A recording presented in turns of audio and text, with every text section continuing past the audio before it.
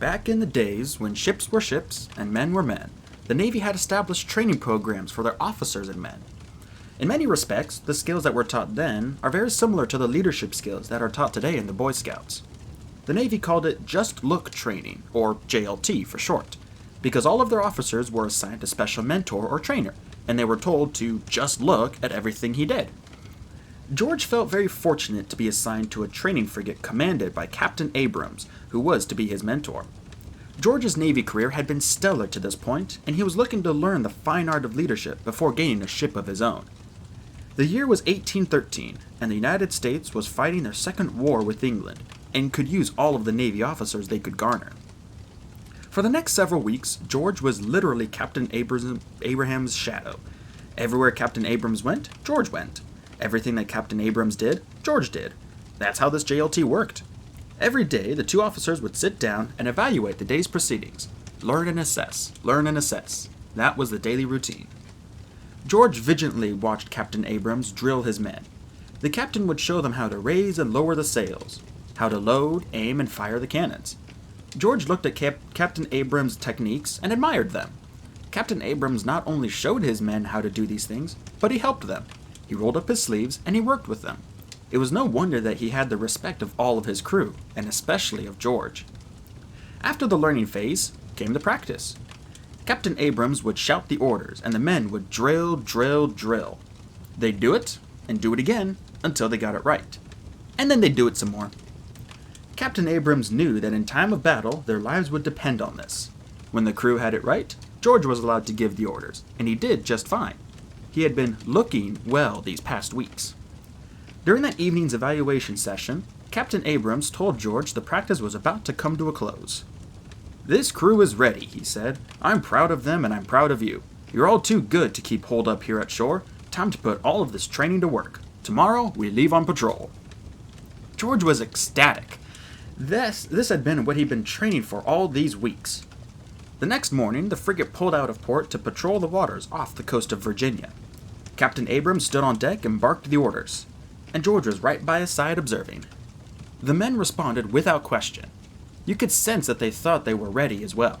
In 3 days, they would find out. At about 10 o'clock in the morning, the captain and George heard the cry from the crow's nest. Ship to port, and it's British!" Captain Abrams immediately shouted the orders. "Turn her about," he yelled. Battle stations! Battle stations!" The men responded without hesitation. Then the captain bellowed, "Ensign, bring me my red cape!"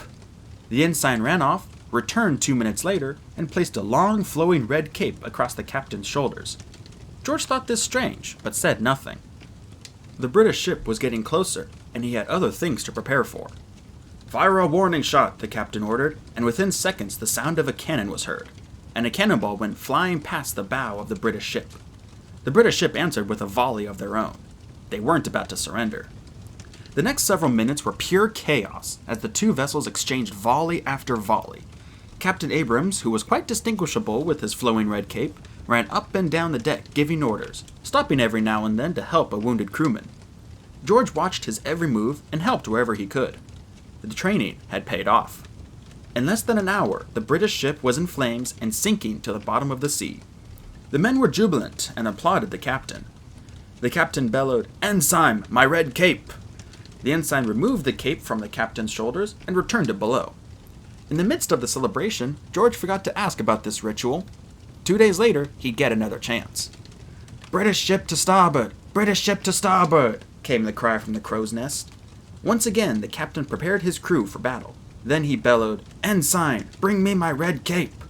Within minutes, the ensign returned from below and placed the long, flowing red cape around the captain's shoulders. George made a mental note to ask the captain about this strange procedure. This British ship proved to be a more worthy opponent. After exchanging volleys of cannon fire for over an hour, the two ships came dangerously close. "Prepare to board!" the captain shouted, and within minutes the crew was throwing grapple hooks over the side and exchanging their cannons for pistols and swords. Americans and British fought hand to hand. The crew could see the captain and his distinguishable red cape in the midst of the fighting. It inspired them to fight harder. The battle was soon over, and the Americans were once again victorious. They tied up their British prisoners and prepared to tow the captured vessel back to port.